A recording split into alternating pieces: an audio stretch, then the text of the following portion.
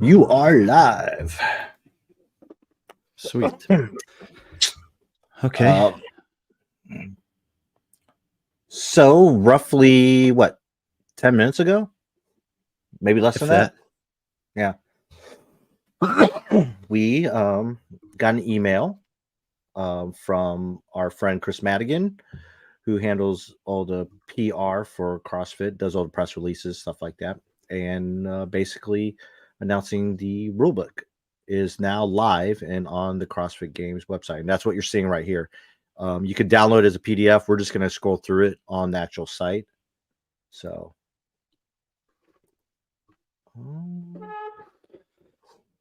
and we are hoping to get Brent Fikowski on here shortly to kind of go over the rulebook with us. So, none of us have seen it yet.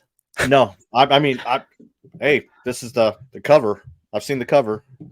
Yeah. So if you're not familiar, the rulebook usually comes out December-ish, January-ish of the leading into the previous year. And historically, there are many versions of the rulebook that will be updated throughout the season because not everything is always included in the first draft. If we go down to the next page is a table of contents. And usually as the season evolves, there will be little red words that pop up that say new for the things that have been amended or added in the next subsequent versions of the rulebook. This already says version 6 in the top left corner. That's the first thing I noticed. Whatever the other 5 versions of it were, or I think private to those who construct this thing. And version 6 is the first one that we see live. It usually runs through in order of the season. And so there we go. The opens first, quarterfinals, semifinals, and games. And, for the most part, there are some things that are going to be like subcategories for all of those. And of course, some things that will be independent for each one. But I think that for the most part, and that's kind of cool. After the games, then there's adaptive athletes, and there's separate policies for that. But anyway, I think we should just basically go to the open first. Whatever. And we'll go through from there. Well, the table of contents. So more table of contents. All right, we'll go. So we only have. So this is a part, the appendixes. I have to go back and check, but these will build throughout the season. And right now there's 4. So that's something to keep an eye on, especially when you see different versions coming out. If there's a new version, one of the first things I look for is I go to the appendixes to see if that is the change, or if it isn't, then I send an email to Chris or someone at CrossFit. It's like, hey, what was the change? Why we're on version 8? What was the change? So. All right, so let's start off with the CrossFit Games, the Open. Here, I'm going to make this full screen here. Fit the width. That's not right. Is that better? Yeah, I mean, I think so. Okay. All right. With that. So pretty standard for the Open. It looks like first stage of the season. The workouts will be released on the website. The workouts will be released on Thursday, noon Pacific, which is what's pretty much become to be norm. And then the score submission closes 5 on Monday. So it's a little over 4 days time to do the workout. Just kind of looking through here. Registration. Yeah. There's a link for it already. Successfully complete the open registration process, whatever. So I'm guessing you can already register for the Open. Yep. Registration fee, depending on the country where the athlete resides. Has that always been a thing? Or in terms of the Open? No, I don't think so. Yeah. Registration. What section is this? 1.04 and asterisk. Registration fee may vary depending on the country where the athlete resides. Okay, that's definitely worth checking into. Maybe we should make some notes about this. There you go.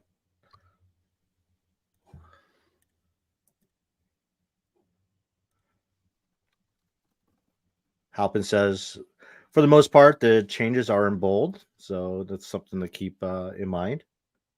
Thank you, so that would be that is not in bold. That there's varying Correct. fee depending on different parts of the or where you live. All compares open registers, terms and waivers, drug testing anytime, including during the open. We know that. I wonder if they're going to send me one this year. I don't know. Okay, knowing about the bold thing is excellent. So that's good from Halpin. Halpin's probably like 10 minutes ahead of us in terms of reading. Curious. Yeah. Open registration CrossFit account. Okay, that's nothing there. Should not create duplicate accounts. There are some instances of that. A notable person it's been problematic for some trying to aggregate or collect data over long periods of an athlete's career. The problem with it is that if you create it once and you input data, that it's only there one time. Brent, what's up, man? There he is. Hello. I'm always worried I'm going to go live and there's going to be something crazy behind me, but it's just like a shelf. No, I'm here for it. I'm here for dirty dishes or something. I do need to get like, some people have like a nice backdrop with like an intentional. This is my video call drop. Could like hang some trophies or something, but I do not have that. How you guys doing? Good. This is a new view for you. I'm used to seeing you in your living room with that painting. Is it like a mountain or what is it? Yeah, that's usually what I use. The wife and kid are out there right now. Yeah, so I usually use that because that is the most aesthetic in the house. So this is just the office with another painting, but not as I like this one too. But yeah, but not as big. So what's up, huh? There we go. Just in time, December 21. A Christmas present. Yeah, there you go. Yeah, you know what we really need is I think these exist now. You can there used to be expensive software for law firms, but you just like redline it, so it shows you the difference between the contract A and contract B. It'd be interesting because then it would just save time. Like, oh, this is all the same stuff from last year. Well, when we were looking at the table of contents, they usually have the new next to the items, but in this case, they're not by the table of contents. But if you get it onto 1.09, Patrick, you'll see that it is there on the right side of the bold headline right there. Okay, this is the first new item of the itemized reports underneath the open, and it has to do with region selection, uncommon situations, and petitions for exemption, which the rules change almost every year in terms of that. Yeah, that's tough. Dual multiple decisions may choose which country. That's no different.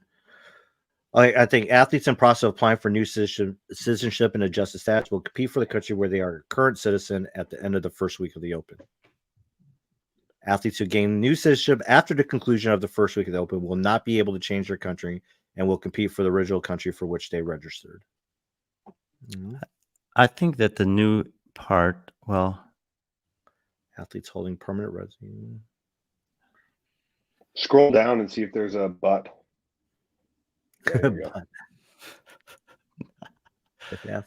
Petition for exemption. Okay, yeah. Here we go. Exemptions. Okay. Yeah. All right.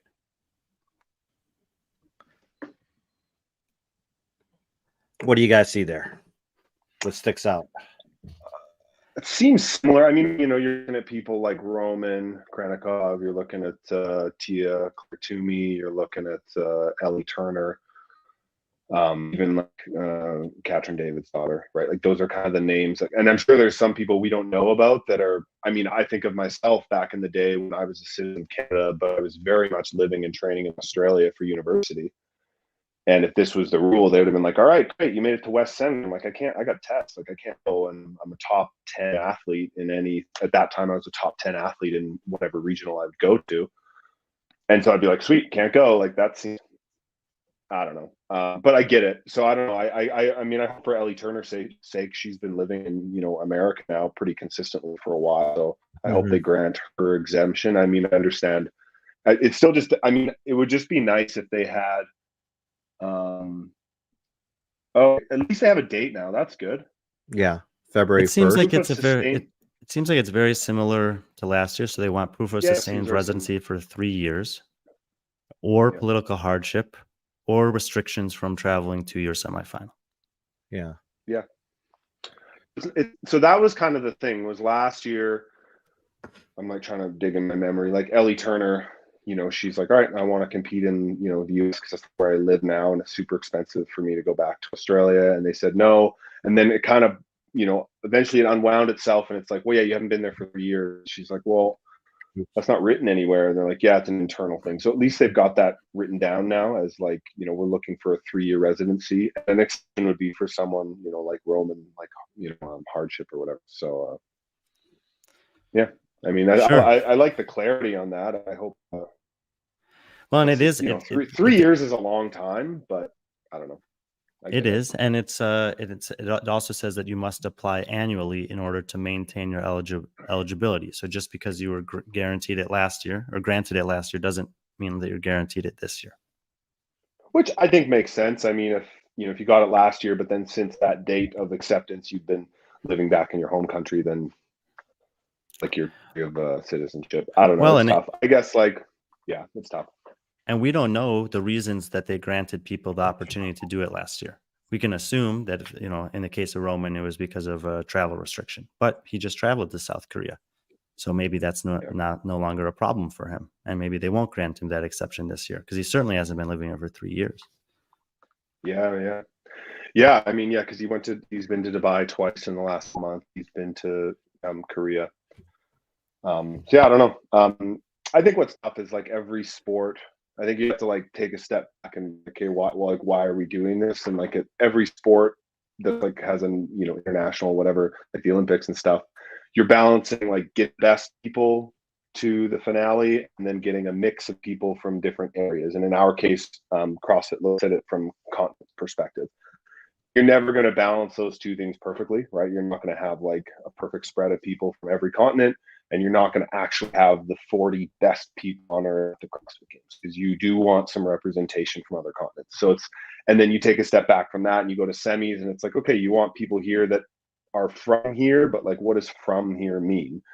And that's just, so for me, like, I think what's the most important is just clarity, right? So it's like very clear and objective as to how people are sorted is the most important thing.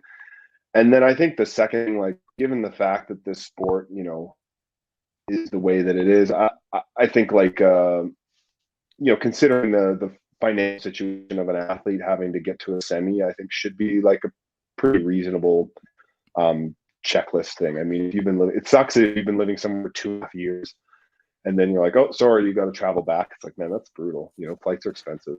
And I do think if we did your little redlining cross check from last year, there was a fourth bullet that did include financial hardship, and that's been removed as one of the petition reasons this year. Yeah, the burden, I guess to me that's frustrating when the burden of that sort of stuff just like falls on the athlete. It's like, oh, just deal with it. It's a $10,000, $20,000, like deal with it. And that's just, it's tough in a sport that, like, I mean, it's not like there's just money handed around to everyone, but yeah, it'd be frustrating if there is also season like came to an end. Yeah, and there's a reality of the competition that some of the semifinals are amongst the most densely difficult competitions that you could possibly participate in if you wanted to all year, primarily the North American and European ones. But even for the number of spots that are allotted to them, the Oceania and South American ones are very competitive. And the maximum you can win is $5,000. At least that's what it's always been. Maybe we'll find something different in here this year, but it's not like you're going to a very difficult competition. If it costs you a lot of money to go there, and there's basically no earning potential at the competition anyway.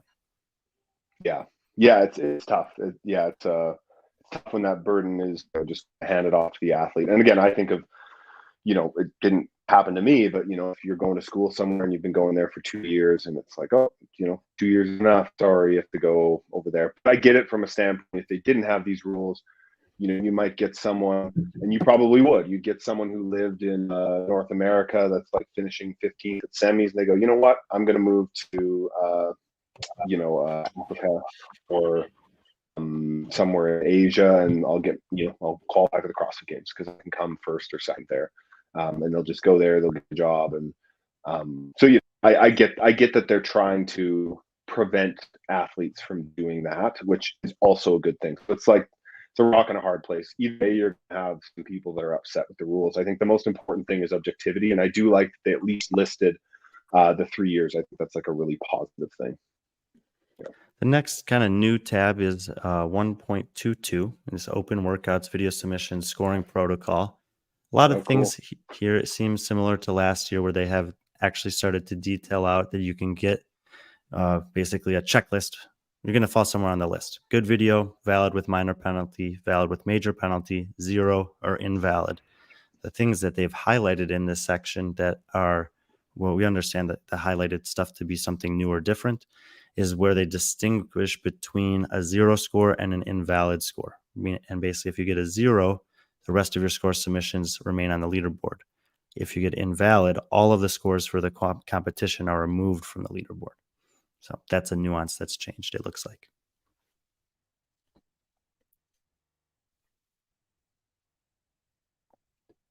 Patrick, or Brent, you're muted.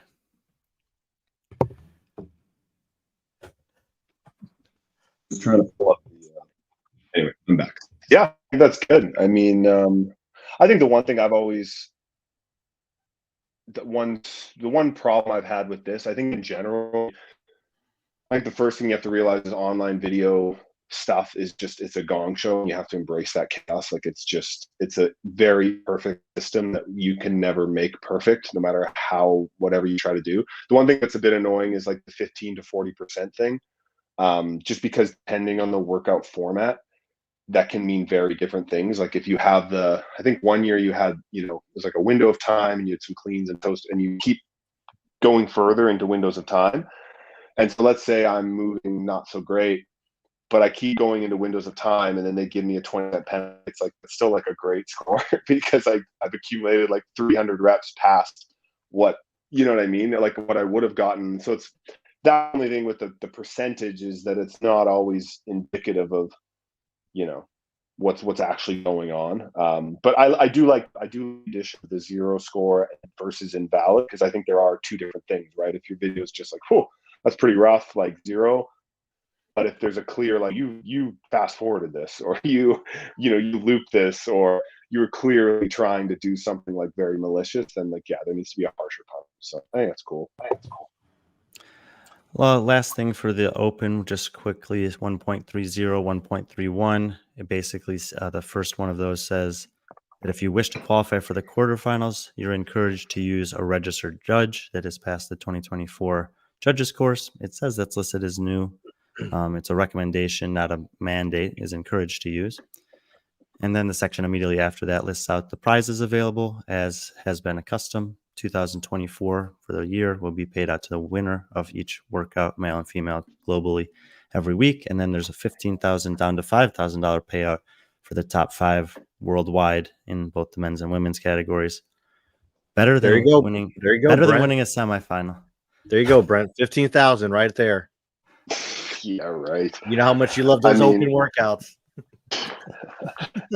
I'm never one to complain about prize money. So I think it's great that there's prize money. I think it is interesting that I don't think there's any money for quarters, which is where most of the elite athletes are going to be a little more diligent and probably put more of their effort. So for a three workout, I think what really, you talk to elite athletes to give you a bit of perspective. I think the general feeling, at least my feeling, is like the open to come top 5 in the open is like, it takes a tremendous amount of luck, right? It's just, it has to fall into place. And so what'll happen is if first workout, like, oh, this is a good one for me, then maybe I'll do it twice because this is like a really good workout for me. And then if by the second week you're like, oh, it's another one, then you're like, okay, I'll actually like, really focus and like try to win this money. Whereas I think for most athletes, if you get one workout where you're like, this is not really my jam, I'm not feeling great this weekend, like I'm, like right now I have a bit of a cold or something. So if it was like that, then you just go, man, I'll just one and done, I'll just come up whatever 100, 200 in the world and just move on to quarters. So I think that's kind of, that's you could come top 25,000 in the world and move on to quarters. I know. Yeah. So like, that was me 2 years ago, right? It wasn't in the best shape. And so I just like squeaked and had a pretty bad open placing for my standard, and then had a pretty solid quarters and went on to win semis. So like, in the moment, it all seems important. And you kind of get worked up over it. And then as soon as quarter starts, no one talks about the open again ever. So yeah. But I And like that there's prize money. I mean, it's great that some pro athletes will make some good money off of the Open. So I think that's cool. It's good. We'll just roll it down into quarterfinals from there. Seems like pretty straightforward, just expounding on some of the stuff that we already knew about the top 25% and how they're calculating that. It's the same way they've done the top 10% in the past. The first thing that's listed as new is 2.04. It basically just tells you how much it's going to cost to register, which is $50. It says that So once if the you, open is, once you pay the $50, it covers you for the age group or team or whatever. So if you qualify for the quarterfinals as an individual, but you're also a masters athlete, you don't have to, and you don't have to pay double. Okay. So your $50 will cover you for the whole quarterfinals for whatever you decide to do, which I think is pretty cool. Yeah, sweet. in terms of, something that's always interesting to me is like, how long does the process take between open and quarters, between quarters and semis? They don't promise anything here. It just says once the open competition has concluded and the leaderboard is finalized, then invitations to quarterfinals will be sent out. There's no stress really on that this year because it's longer than it's ever been, but between quarterfinals and semifinals is shorter than it's ever been. So we'll see if they mention anything about that further on. Below, they do. Go ahead, Brent. Oh yeah, that's what I mean. I kind of just I was looking over the my calendar trying to plan my year, and yeah, the gap between quarters and semis is super tight. Mm-hmm. And then they'll have presumably more videos to review, as there's potentially more athletes that could have a score that could impact it. And then if all the workouts are like programmed in a way to be inclusive, then there's more likely to be here's a shuttle run birdie workout. So you have like a couple hundred people that maybe weren't sniffing semis but have like a score impact things. You kind of have to watch that video because that'll change who makes it to semis. So yeah, it's a lot of video reviewing to happen in a short amount of time. Because for athletes, we have to book our travel to semis, and there'll be a lot of athletes not sure if they're going to make semis, especially in North America and Europe, as the qualification spots have changed quite a bit. So yeah, that turnaround time, hopefully whatever it is, it'll be at least a week, which then gives you not a lot of time for that first week. I think it's North America East to get ready. So no, it's Europe this year. Europe, sorry, it's Europe and West and East, right? Yeah, as far as the big three. The they're not any bigger. Okay. They're not any bigger this year. Yeah, yeah, the smaller big three. The windows. Okay, cool. That's interesting. This is the format for quarterfinals. So they've laid this out ahead of time for both teams and individuals with dates and times. This is 2.06 in the rulebook, so you can see exactly how it's going to work.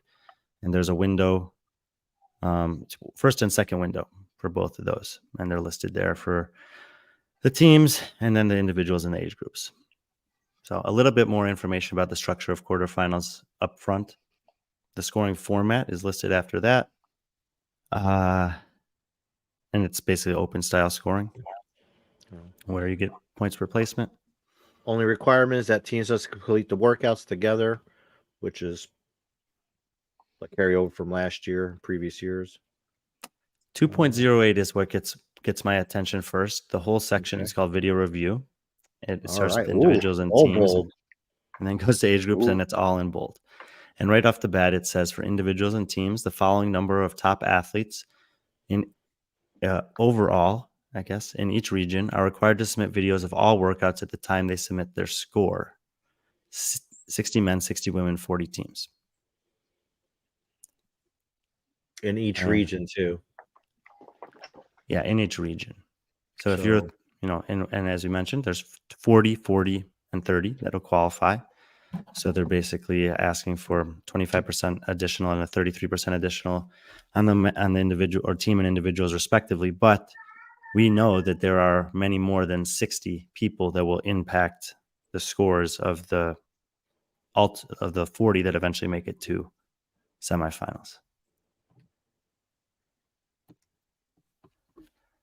So we're looking at 1,120 videos that need to be reviewed. And that's just for individuals and teams. What are you looking at, Brent? Oh, yeah, I'm looking at it on here. I can just read it a little better here. Yeah, interesting. I mean, I feel like that's just a way of kind of codifying what they've already done, right? I Mhm. feel like, if anything, what's written in bold is probably less than what they've done in the past, which doesn't mean that they might go over and above what's written, is kind of my thought.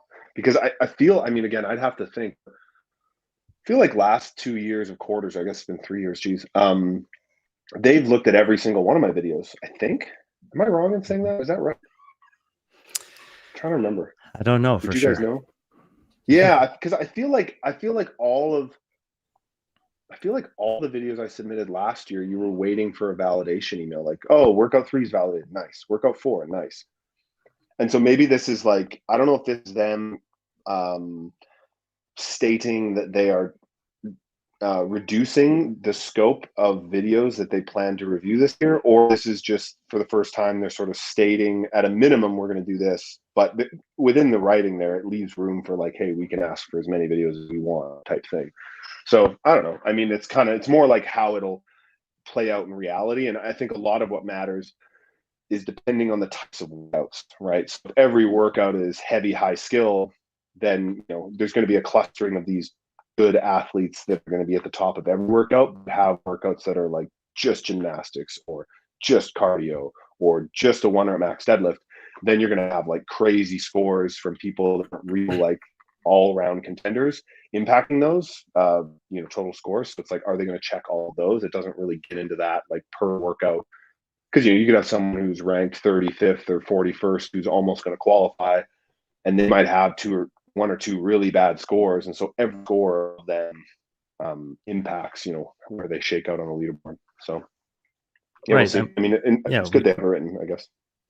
No, and that will happen. There will be someone on the cut line in every region around the world for every division, and it's probably going to be a small amount of points. And the difference between whoever the last person in and the first person out on any given workout could be, 100 to could be 10 to hundreds of spots between you and me if we're 40 and 41. And if it's a workout that has a new standard like the V up from last year, or something that we know people have made mistakes with a variety of different things, and there's nothing written here that those scores are going to be checked necessarily, but there also leaves room for them to be checked. So yeah, we'll see. But they did also say that they will have in its next section down, 2.09 leaderboard finalization for individuals is April 29th, which is 1 week after the close, which is on April 22nd. So that's the timeline that they've given for themselves to get that done. Guess they're doing 24-hour shifts. I think most years they finalize quarters by, was it actually about a week? Maybe they give themselves a little more time. Well, and going back to those windows, the first window is from it's from Wednesday to Saturday. So there's a series of videos that are already in by Saturday. Yeah. And then they have Saturday till Monday as the second window, and the second influx of scores will come in there. So they actually have a couple of days to get a head start. So it's probably 9 days that they have to do all of the reviews. Do you think, I'm looking at the event format, it doesn't really say, but so let's say Wednesday, April 3rd, I guess for individuals, April 17th, noon. Do you think at that moment they'll announce every workout? The Or first will just block. announce the first window. I think they'll announce the first window. Let's say there's 3 workouts and then another 3 workouts, whatever. I think they'll announce the first 3. Yeah, and then you'll have the 3 days to. Yeah, so you have Thursday. Yeah, you'll have 3 days to do those presumably 3 workouts, and then you'll have 2 days to do presumably workouts. I mean, it could be more, but it's probably just 5. It'd be nice if they just said how many workouts. I don't see why they wouldn't, but it says they will say that the exact number of workouts that needs to be performed in each window will be released once the competition begins. Yeah, which is, I mean, it's been 5 the last 3 years, so and it seemed like that was sufficient. So yeah, I mean, it'll be between 4 and 6. I think is probably the guess. Interesting. Yeah, because I mean, like so for me, if I'm doing this in people, it's like, oh, do I? And on the one, it's kind of funny. Like on the one hand, it is nice having more as an athlete. Like I'll give you a lead athlete perspective. Wants to make semis, so I'll be doing the workouts. I'll be doing them with a female here who just made it to semi last year, so she'll be on the bubble. Like she'll be really hard to make sure she gets in. Whereas I'll be probably a little more comfortably be able to do them and make it. So on the one hand, the more time, like it's nice for like affiliates where they can kind of spread it out and they do one workout a day. But for us, what it kind of means, like I probably can redo a workout if I, and then because you can, people will, and if you're able to, you'll get a better score. And so you're playing the game of like, oh crap, like more time kind of just like stretches out the stress instead of like really last year the stress was a day and a half. Like Thursday afternoon was stressful, Friday was stressful, and then it was like, oh, okay, we pretty much made it. And then like Saturday, Sunday, you do like one or two workouts. But it was the Thursday you try and cram in 2 in the evening, and then the Friday you'd cram in like 2, and then it was like kind of home stretch. But yeah, now you have these longer windows, which is easier for affiliates to like maybe allow more athletes to make their way through it. Because I get it, if you had a job, it's like, oh, I just can't get 2 workouts done by Friday at noon, and depending on your time zone, it just like doesn't make sense. So now fit in, but for the athletes that are taking it like hyper seriously, really trying to qualify, that maybe have a little more flexibility in their schedule, I don't know. I don't like this. It's just different. It'll just mean, it's like, oh crap, there's probably room in there to do more redos. And so athletes on the bubble will probably be looking to do that. And so it just stretches out the number of stressful days, and like, yeah, it'll be interesting. It's just online competitions are stressful as they are anyway. And so I think this will just stretch out the stress. Yeah. I mean, we've seen and I think one of the reasons they're introducing these 2 windows is because of what's happened in the past, which is basically that they released them all and you could do them whenever. You could, even if you couldn't submit them on time. So we'll see how they adjust for that. I think that it's pretty well understood that especially if you're doing something that's like a heavy lift or a super, max power output style event, if you do it fresh compared to after 3 other stressful events, it's going to have a different effect. Yeah. So quarterfinals, some information, some structure there for people who are expecting to be a part of that can start planning for. So that's nice. Some details about the review process, not all the details, and leave some room for them to do whatever needs to be done during that 7 to 9 days. All of this is leading into semifinals. There's a lot of new. Something I wanted qualifying for semifinals in 2 divisions, individual and team. An athlete who qualifies as an individual and a team must choose to compete in the individual or team division at the semifinals.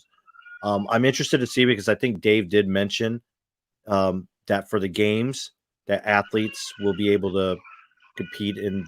Well, this is individual and team. I guess maybe age, because age groups and yeah. Okay, he talks about here athletes who qualify in age group division as an individual or team may compete in age group online semifinal as well. So, okay. Yeah, because I guess now that the all the age group stuff is like at separate times, you could have someone who's 35 who could do both, or someone who's 17 who could do both. Yeah, should be cool. Yeah, I think someone like Sam Dancer, or who I know that's what his intention was, to make it as an individual this year, but he realistically could do 2. And the same with the team athlete. If there's a masters athlete, let's say hypothetically, like someone like Christian Harris, who does team at the games, and he's a masters, and 2 weeks later, or whenever the masters games is at, he can compete at that as well. So yeah, true.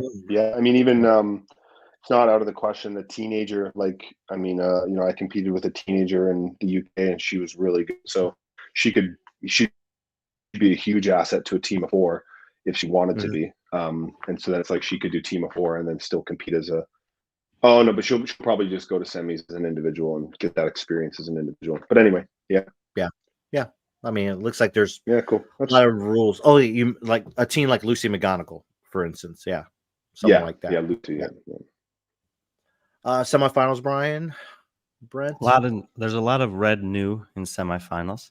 Okay. Right off the bat, basically, they're just writing what we've already learned here, which is that semifinal competitions will be operated by other entities that have been officially sanctioned and licensed by CrossFit.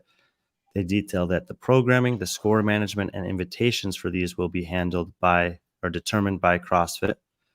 They mentioned the top athletes in every region will be based off their performance during quarterfinals, and that's how they'll be selected there. Each competition will host one semifinal with the opportunity to qualify to the games, and top finishers from the semifinals advance to the games. So that's just the first section. It seems pretty straightforward, just kind of putting into writing in the rulebook some stuff we already knew. So it looks like this year CrossFit is handing back over the reins, maybe for North America and Europe. Well, yeah, I mean, we already know about. Yeah, I think that's The West already Coast. known. Yeah. Yeah, French throwdown. Yeah. Yeah. So these are, Okay. not in all cases the same, but these are people that have been running successful CrossFit competitions for a decade plus that are being given these opportunities, but they're not doing the programming, they're not doing the scoring, and they're not doing whatever else they listed there. They're just hosting it. We got it. All right. 3 They do consecutive give some weekends. details. Yeah, they give some details about the invitation process. So basically, from when they finish their review on the 29th, they say they're going to send the emails out by May 1st. So they're kind of built in 2 extra days there to get the invites out just in case. And then they were in the next section, they say that the athletes have 2 days to respond to those emails, accepting or declining their invite to semifinals. So theoretically, by May 3rd. Check your email, folks. Only got 2 days or you forfeit. Yeah, I mean, we got an email about our games prize money, and it was pretty strongly worded. It's like, if you don't respond within 2 weeks, you forfeit your games prize money. You're like, holy, Oh, like, shit. I've never heard of. I mean, I was an accountant. I don't remember ever like having terms like that. You don't respond it's not like to it's our not. AP. Yeah, it's not like it's not your money. You don't. Yeah, if you don't respond to my AP request, you will never get paid from us. We're just going to write it off. It's like, I don't think that's how it works, but all right. Yeah, wow. Yeah, that's yeah, because when is Europe? It's May 17th. So it's exactly 2 weeks after the deadline to respond. 2 weeks and 2 days from the time that the latest possible time you'll get your invitation. Yeah, I guess book some refundable accommodation if you're sniffing semis, and then maybe wait to book your flight. Yeah. The registration for semis is listed. It's $300. It does not say that it's dependent upon where you live. But just US $300. So we'll see about that. I know there was a little bit of confusion about that last year, with some maybe being a little bit more or less than that. Just mentions that if you do not qualify for the games as a semifinal competitor, but you are listed on a Team 6-person roster, that you're eligible to compete with them at the games should they make it without you. So I think that's been the case in the past anyway. Yeah. Invite additional athletes. Okay. Scoring has a new section in 3.08. Scoring formats will be provided when the test formats are announced and during on-site briefings. So no real information here. Tests may have time penalties. Tests may have minimum work requirements.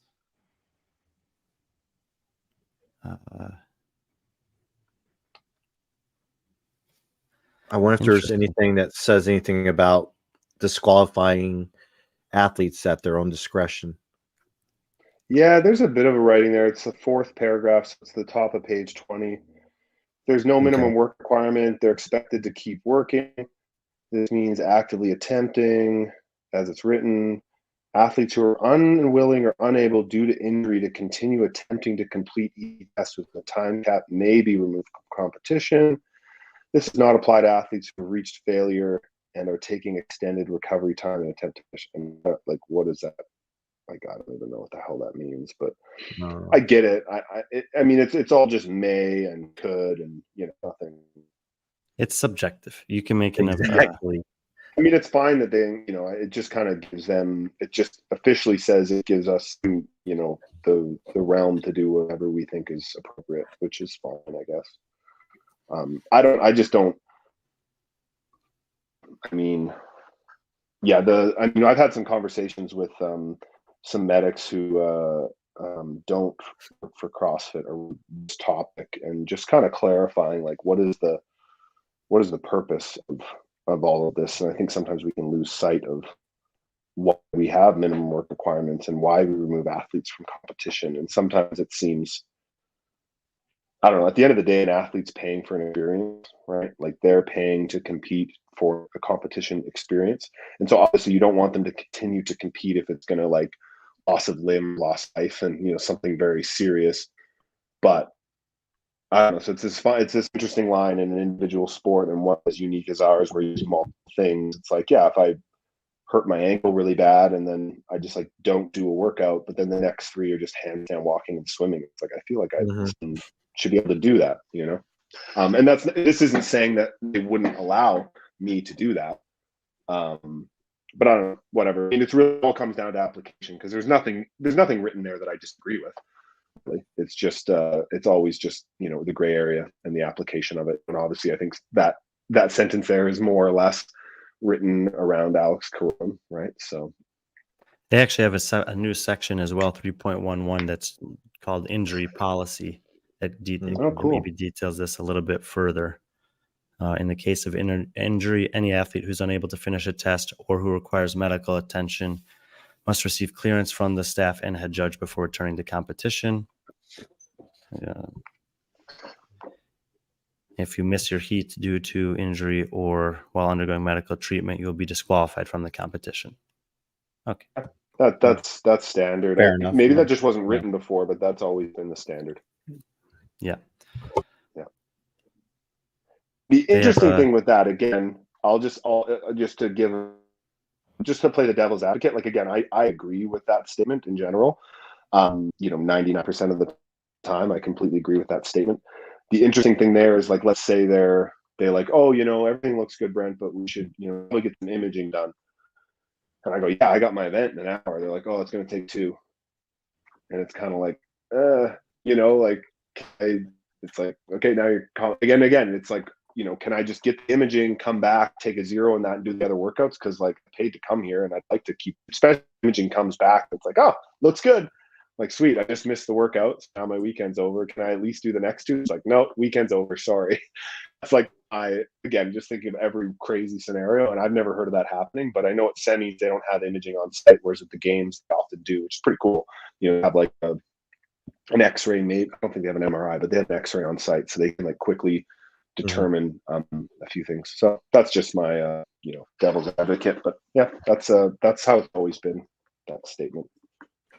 They do have a pretty they call it, when they call out on DNF athletes keep their points is a positive change. I think this is at the end of section 3.08. The athlete or team will retain all points they have earned in competition up to the point of withdrawal and will be ranked accordingly. That is, that's great. And that's congruent with what they did at the CrossFit Games this past season with Jamie Simmons, for example. So addition there in the rule book.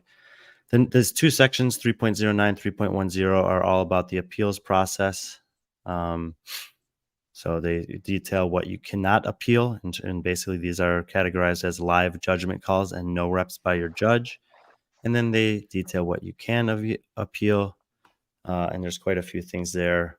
Inconsistencies and errors on scoreboard or leaderboard, counting inconsistencies, loading inconsistencies, incorrect course markings, equipment failure, miscommunication from judge of movement standards, etc.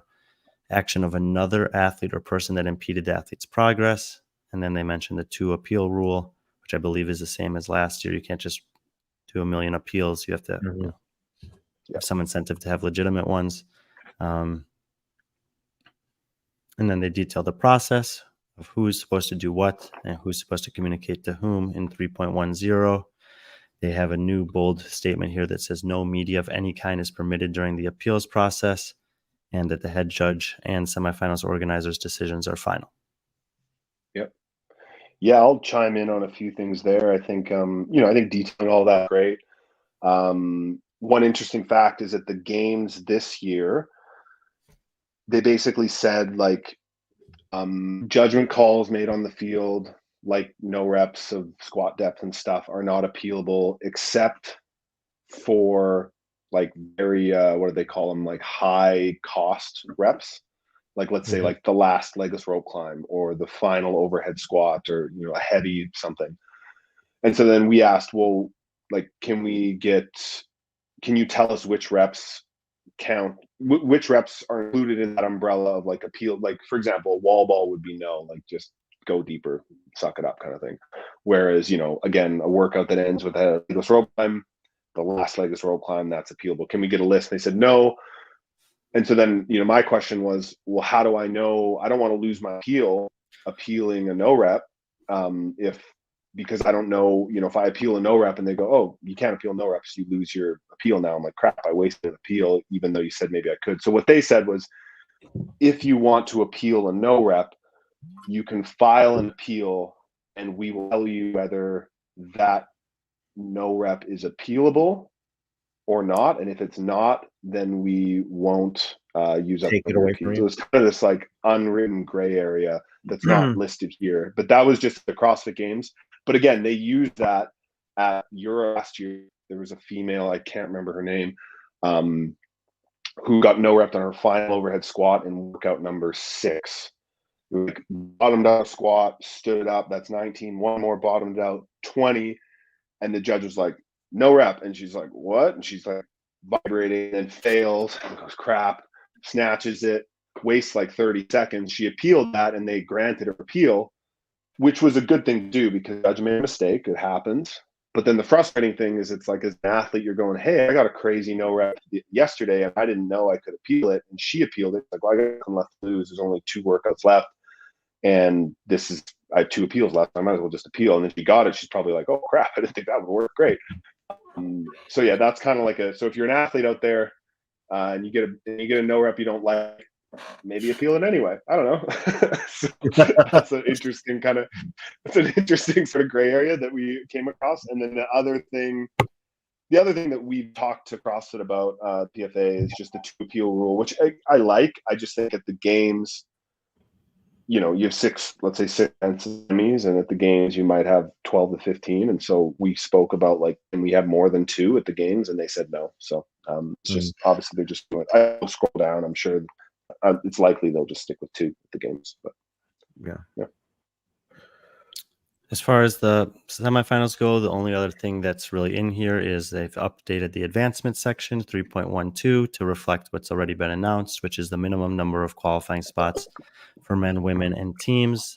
The men and women is the same minimums as it was last year in every region. The teams have been adjusted to reflect the fact that there will be 10 less teams advancing to the CrossFit Games, but we already knew what those numbers are.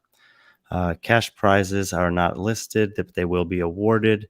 They will be paid in US dollars. Event winners and others, compensated athletes may be required to event valid identification, etc. I don't think there's anything changing there.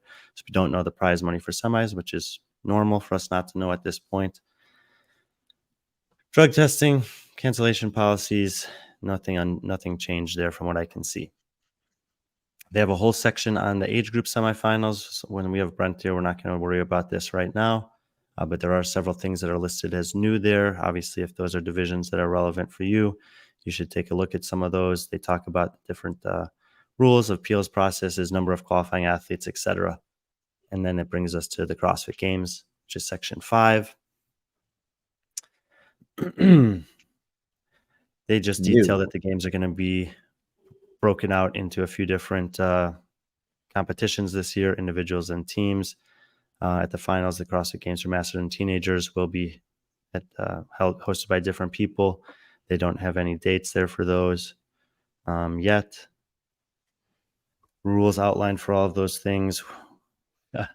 Well, I think there's going to be, when athletes are referenced in the section, it'd be assumed to include Masters and Teenagers as well. So a lot of the rules are the same. Registration process, big section on teams there. More section on age group athletes. And then I didn't really see much new at all until it got down to the appeals section. which is 5.11. And as I was looking through this, while Brent was giving us some examples there, it seems very similar. Basically detailing the things you can't appeal for and the things you can, identifying, again, the 2 appeal rule, and then going through the appeals process. It looks to be extremely similar, if not identical, to the semifinals.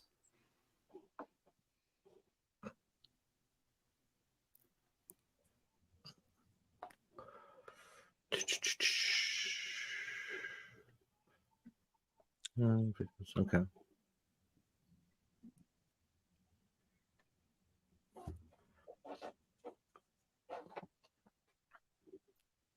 Brent's just scanning that, but there's also a Brent, if you got anything, just jump in, just let us know. Yeah, I wanted to. I'm kind of scanning through it all. I'm looking at the required attire / gear 5.14 is interesting. I mean, it kind of states what's already happened, but I feel like so essentially in years past it's been Reebok or Noble. For those kind of wondering, basically, you've always had to wear that brand sock, underwear, t-shirt, bra, singlet, shorts, that sort of stuff. And then there's certain so the interesting is like some years they've said, hey, here's some free sunglasses. And then I asked, like, if I'm wearing sunglasses, it's bright out, do I have to wear these? Sometimes they'll say yes. Like, I think one year it was Gators, one year it was 2019 it was damn it. Anyway, some brand. So it's like, here's some sunglasses. If you want to wear sunglasses, you must wear these. Like, all right, sweet. Sometimes it'll be like, here's some sunglasses. They're a partner this year, but you can wear whatever sunglasses you want. This year, they said, hey, here's some sunglasses. They're great. If you want to wear them, you can, or you can wear your own. I'm like, okay, sweet. I'm going to tier sunglasses. And part of my contract with, some people have contracts with the sunglasses. So like Tier sunglasses, I'm sponsored by Tier. Like, we love you. All right, wear as much Tier as I can, and everything else this year was Noble. And then the Tier ones this year were bright yellow, and they didn't like that. So they said, you can wear Tier sunglasses, they can't be the yellow ones. And so that's like frustrating for Tier, because they obviously like put a bunch of work in and gave a bunch of us as athletes those sunglasses because they wanted to make a splash. So, that's tough. Like, again, if someone like Oakley comes to me, or athlete, like, hey, we want to sponsor you. And the big reason we want to sponsor you is because we know that CrossFit Games is on television and we want to see the Oakley sunglasses on TV. It becomes challenging here. It's like, and then I go, I don't know if I can wear them. And they will go, what do you mean? It's like, right. So that's a thing for athlete earning potential. If you're trying to get a deal with a brand, and you don't know in what instances you can wear the thing, right? And so here, essentially what they've done is they've added in this, which I don't think that hasn't been there before, where it kind of just leaves it open to interpretation as to what CrossFit wants to do.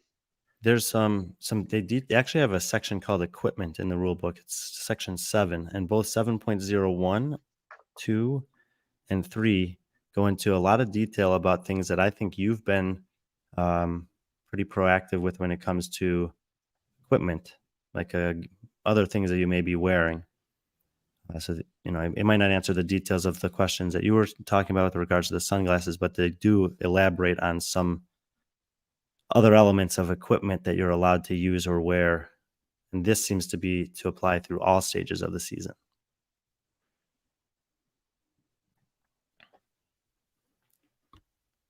Oh, that's cool. Which section are you looking at? Once athletes enter competition floor, they may not receive any outside material assistance, such as water to chalks from spectators or coaches. That's cool. Yeah. I feel like that's new, because I mean, like, in years past, I've seen, I'll get a water bottle thrown to me or something, or actually, I don't know if I've ever done that, but does that apply to like the Open? I don't know. Like it doesn't say. If I'm midway through an Open workout and I'm like, coach, chalk me, and he throws me a little ball of chalk and I chalk my hands, or do I have to pick myself? Yeah, I mean, PFA has been a big proponent of this, and so it's great that they've used a lot of the writing that we've created. I'll have to go through this and compare it to last year. Most of this stuff is the same, like 7.03. That came from a list that we provided to them, and they edited it a little bit, and which I think is great. I think it's necessary as a sport. Like you need to have this sort of stuff. So I think all that's good. I'd have to go through it really thoroughly and compare to last year, see if there's like an addition. Like I'm assuming they added in the hand grip thing above the. Oh yeah. There's About that. in 7.03, there's a big section on shoes, support belts, knee and elbow support, wrist wraps, hand protection, adhesives and lubricants, swimwear, supportive suits, electronic devices. I don't know Brent, if these. what I think about when you say once athletes enter competition floor, they may not receive any outside material assistance. I think of Emily Abbott or her just chugging that beer after what event was that? Was that a Salt Banger? Yeah.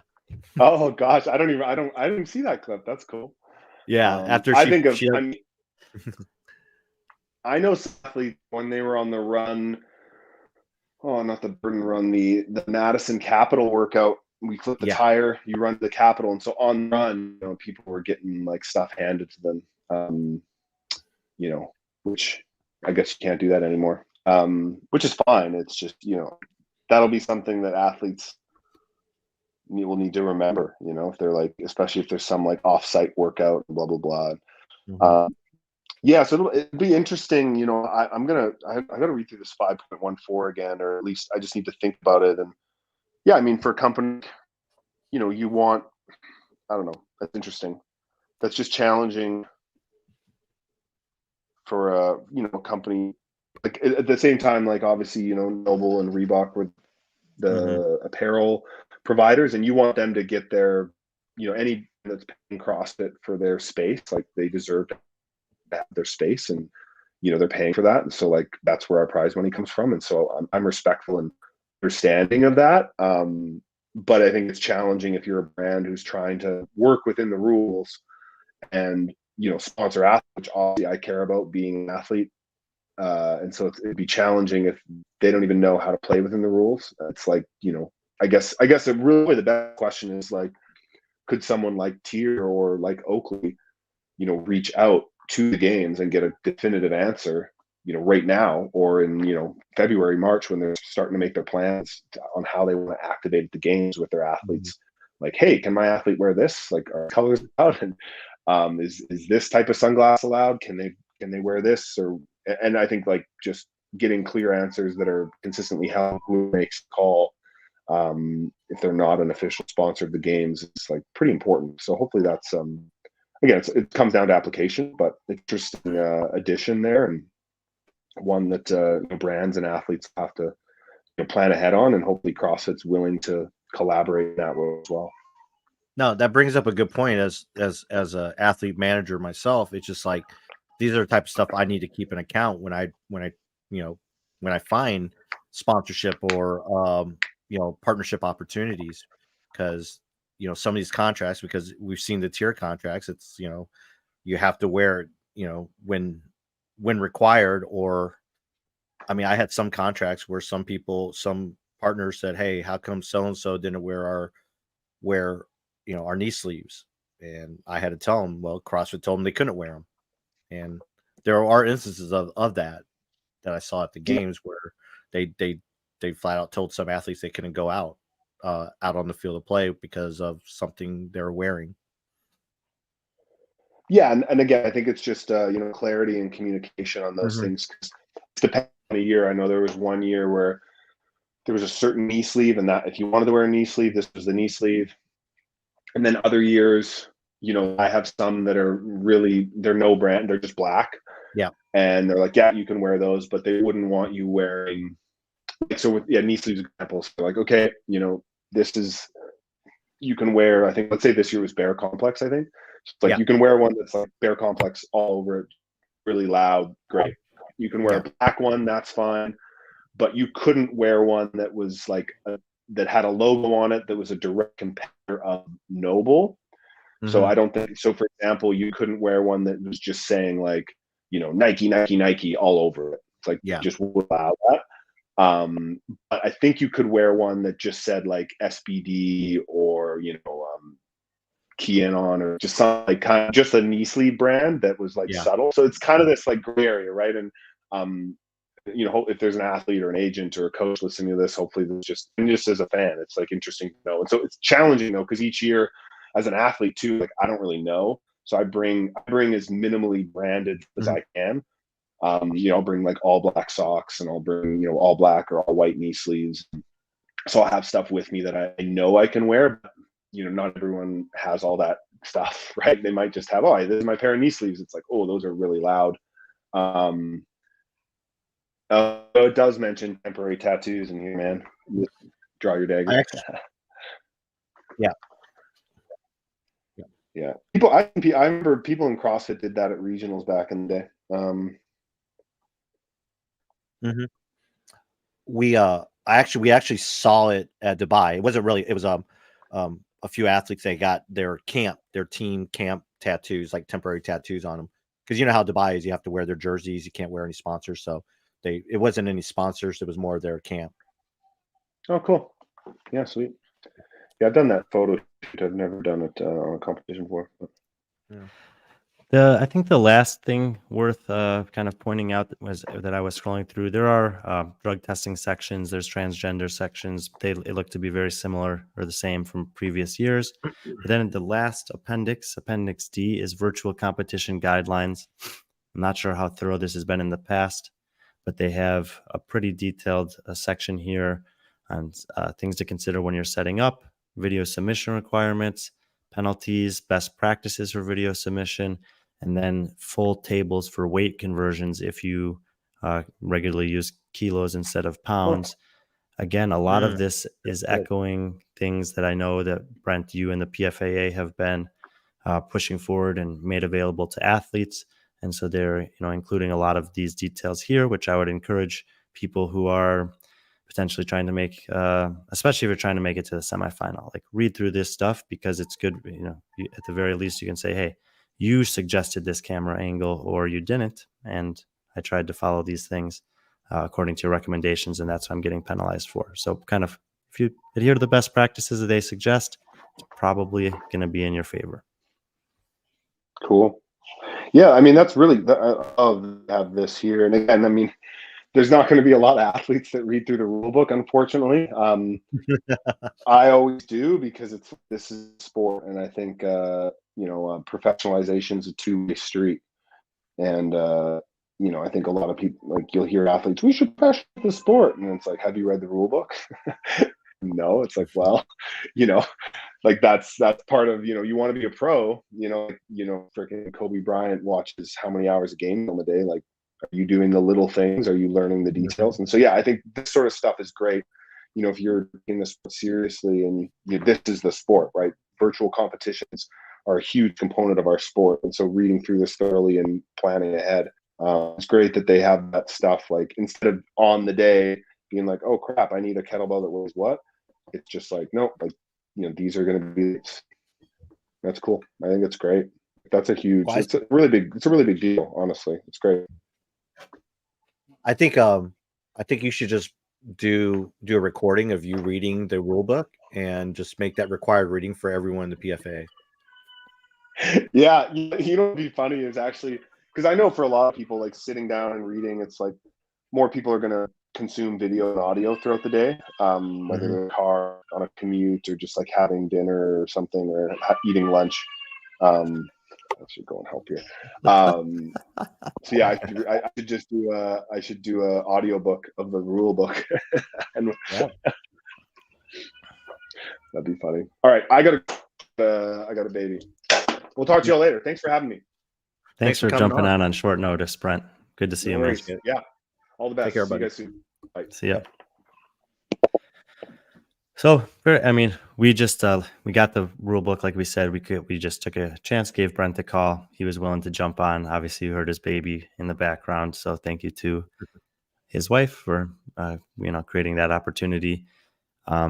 cool to kind of see all the different things in the rule book. Even cooler to get the perspective of probably the, you know, one of the 2 or 3 athletes in the world that have taken the most initiative to kind of push for a lot of these things to be in there. And you could see a genuine reaction from him of, you know, coming happy, gratitude, especially that last thing to say, like, this is really cool that this is all in here. Obviously, we couldn't read through every detail. He couldn't read through every detail in that short amount of time, but kind of cool to just get a first reaction from someone who does recognize the, you know, the rule book as being a critical component of a professional sport, and someone who's invested a ton personally and professionally in the pursuit of that. So I'm trying to click over, and it froze on me. what were you Imagine wanting to that. look at? No, I'm trying to switch over to the StreamYard, but it's freaking locked up on Oh, me. I got you. Yeah. Anyway, I don't think we need to spend too much more time here. Brent had told me 20 minutes. He obviously gave us an hour there. So really appreciate that. We were able to kind of touch on each part of the season. Obviously, we encourage everyone to, you know, dig into the parts that are most relevant to them, especially if you're an athlete who's trying to make it to a semifinal. You know, don't take for granted the early parts of the season. Dial in your best practices in the open in terms of filming and making sure that everything runs as smoothly as possible, and use that as a practice run so that when it comes to quarterfinals, you've kind of got that banked based on this year's rules and their recommendations for how to do that. And hopefully it can be that much more seamless and smooth of a process during the stage of the season that's going to be most critical for you. And obviously, you know, the games team is going to have a stressful week to review all those quarterfinals videos, but athletes, coaches, managers, judges, etc., can do a big part in terms of making that easier.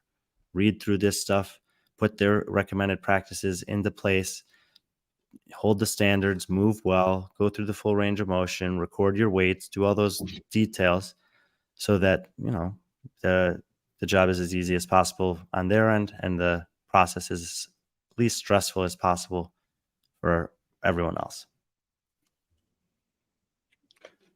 Yeah, what you said.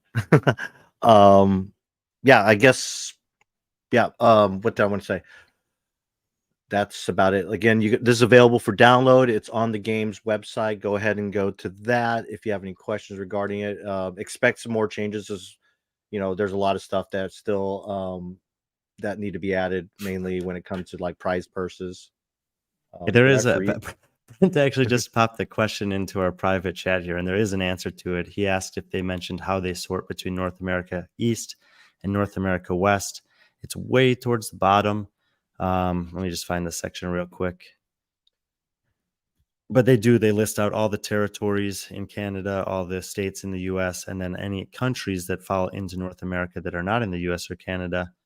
They're in Appendix C. It's called Competition Regions. It lists all the African countries, Asian countries, European countries, North America East. And for example, it says Alabama, that's a state, Antigua and Barbuda. So that's going to be basically all of the islands in the Caribbean. And then, for example, Nova Scotia as a territory in Canada, North America West, same thing. Alaska and Alberta are the first two there, one obviously US and one Canadian.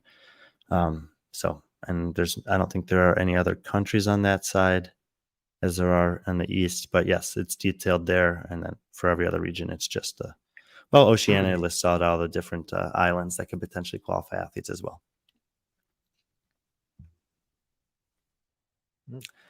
Anyway, cool. We're going to actually be back in like an hour and 20 minutes with Ant Haynes and Ed Haynes calling in from Hong Kong. This was a spontaneous show just in the light of the rulebook being released, and Patrick and I having nothing to do because that's what we do. That's what we do. We have no lives. We had no lives. And then we're actually going to have Elijah Muhammad come on tomorrow, talk about his experience at the Masters Legends Championship, which we did not get to be a part of since we were in Dubai. So we'll be excited to learn from him about that experience this year. So some other shows coming up, one tonight in just under an hour and a half, and one tomorrow with Easy. But hopefully this was helpful, and dig into the rule book, see what's out there. It's out early, and take advantage of that. Yeah. So we'll see you soon, and be friendly, our friends.